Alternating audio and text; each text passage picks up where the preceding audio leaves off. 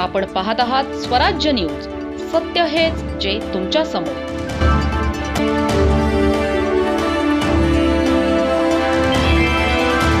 धुळे जिल्ह्यातील कोपर्ली गावात शिक्षणाला प्रोत्साहन देणारा स्तुत्य उपक्रम राबविण्यात आला.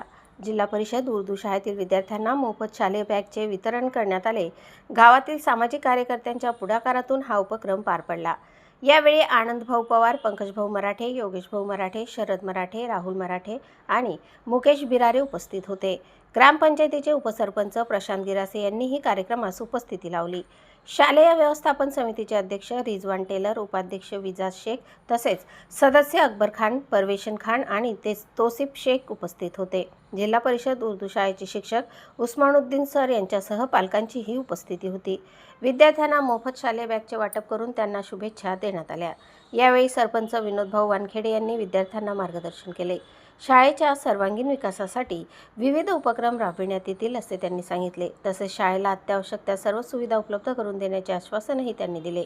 गावातील सामाजिक कार्यकर्त्यांच्या या उपक्रमाचे सर्व स्तरातून कौतुक करण्यात आले. विद्यार्थ्यांच्या शिक्षणासाठी समाजाने पुढे यावे असा संदेश या उपक्रमातून देण्यात आला. कोपर्ली गावातील हा उपक्रम इतरांसाठीही प्रेरणादायी ठरत आहे.